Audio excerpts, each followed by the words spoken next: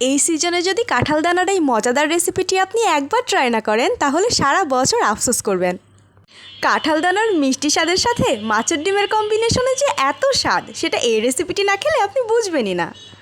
এটা খেতে এত মজা, বাসার ছোট থেকে বড় সবাই এটির প্রশংসা করবে। আসসালামু আলাইকুম, স্ন্যাপ অ্যান্ড স্পাইসের আরও একটি পর্বে আপনাদের সবাইকে স্বাগতম। চ্যানেলে নতুন হয়ে থাকলে অবশ্যই সাবস্ক্রাইব করে আমাদের পাশে থাকবেন। প্রথমে আমরা নিয়ে নেব এই সিজনের একদম ফ্রেশ কাঁঠাল দানা। প্রথমে আমরা কাঁঠাল দানা থেকে এর খোসাটি ছাড়িয়ে নেব। তারপর পরিষ্কার পানি দিয়ে সুন্দর করে ধুয়ে আলু কুচির মতো করে ছোট ছোট করে কুচি করে নেব। এরপর আমরা নিয়ে নেব কয়েক টুকরা রসুন কুচি, একটি বড় সাইজের পেঁয়াজ কুচি এবং কয়েক টুকরো কাঁচামরিচ। এরপর কড়াইতে দিয়ে দিব সয়াবিন তেল। আপনারা যারা তেল বেশি খেতে পছন্দ করেন তারা পরিমাণটা বাড়িয়ে দিতে পারেন। তেল সামান্য গরম হয়ে এলেই আমরা সেখানে কেটে রাখা মশলাগুলো যুক্ত করে দেব। মশলাটি সামান্য ভাজা হয়ে এলে আমরা সেখানে যুক্ত করে দেব স্বাদ মতো লবণ এবং সামান্য হলুদ গুঁড়ো।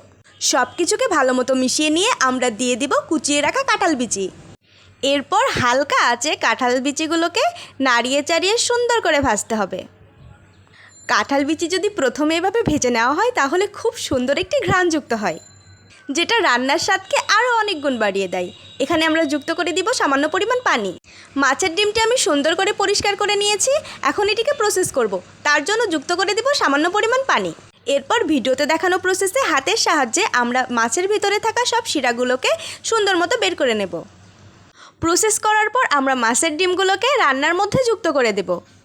চুলার আঁচটি আমরা মিডিয়াম লোতে রেখে 5 থেকে 7 মিনিট রান্না করে নেব। পানি শুকিয়ে এলে আপনারা লবণের পরিমাণটি চেক করে নেবেন। আপনারা চাইলে পানি আরও বেশি শুকিয়ে নিয়ে একদম ভাজা ভাজা করে ফেলতে পারেন, তবে আমার বাসার সবাই এভাবেই খেতে বেশি পছন্দ করে। রান্নাটি আপনাদের কেমন লাগলো কমেন্ট করে জানাবেন। এরকম আরও নতুন নতুন এবং সহজ সহজ রান্না পেতে আমাদের সাথেই থাকবেন। ভিডিওটি ভালো লাগলে লাইক, কমেন্টস অ্যান্ড সাবস্ক্রাইব।